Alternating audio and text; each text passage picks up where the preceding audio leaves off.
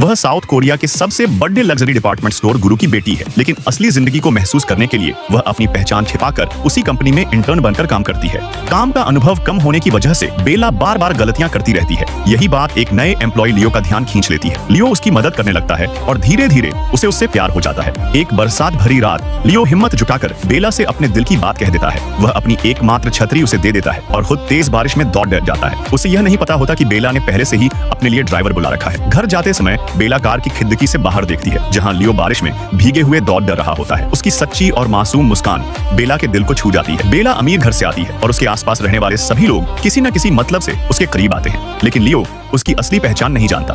उसका सच्चा प्यार बेला को अंदर तक छू जाता है। फिर एक दिन कंपनी की डिनर पार्टी होती है। वहाँ एक बदतमीज डिपार्टमेंट मैनेजर जो बेला की असली पहचान नहीं जानता, उससे खुलकर फ्लर्ट करने लगता है और उसे जबरदस्ती वाइन पीने के लिए मजबूर करता है। लियो यह सब देख लेता है। वह सबके सामने मैनेजर को रोकता है और कहता है कि अपनी पावर का गलत इस्तेमाल करके किसी को मजबूर करना गलत है। फिर लियो वो वाइन का गिलास उठाकर खुद ही पी जाता है। उसकी यह हिम्मत वहाँ मौजूद हर लड़की एचकी को प्रभावित कर देती है, लेकिन बेला खुश नहीं होती। वह चुपचाप मुद्दाकर रेस्टोरेंट से बाहर चली जाती है। लियो उसके पीछे जाता है और पूछता है कि वह नाराज क्यों है। बेला का जवाब उसे हैरान कर देता है।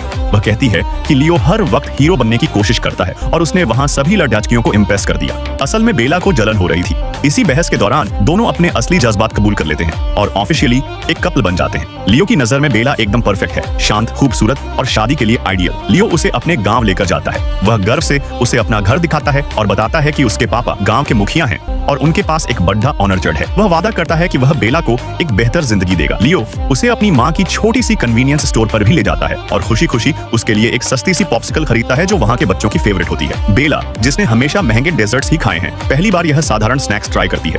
उसे यह नया लगता है और वह कैजुअली कह देती है कि इसका टेस्ट अच्छा है, लेकिन लियो सोचता है कि शायद बेला इतनी गरीब है कि उसने पहले कभी पॉप्सिकल भी नहीं खाई। उसके कपड़े देखकर वह यह भी मान लेता है कि वह अच्छे कपड़े अफोर्ड नहीं कर पाती। बेला हल्की सी मुस्कुराती है और बताती है कि यह ड्रेस एक्चुअली एक लग्जरी ब्रांड की है, लेकिन लियो उसकी बात नहीं मानता और उसे दिलासा देता है कि वह कभी भी उसके बैकग्राउंड को लेकर उसे जज नहीं करेगा। लियो बताता है कि अभी वह रेंट पर रहता है, लेकिन घर खरीदने के लिए पैसे जमा कर रहा है। हर महीने वह 2 मिलियन कोरियन वन बचा लेता है। उसे यह नहीं पता कि यह रकम तो बेला के कुछ दिनों के खर्च के बराबर भी नहीं है। लियो आगे कहता है कि उसे उनके फैमिली बैकग्राउंड के फर्क की कोई चिंता नहीं है, यहाँ तक कि अगर बेला का परिवार कर्ज में भी होता तो वह उसका बोझ उठाने के लिए तैयार रहता। उसकी यह बात सुनकर बेला को यकीन हो जाता है कि लियो ही वह इंसान है जिसका वह इतने समय से इंतजार कर रही थी।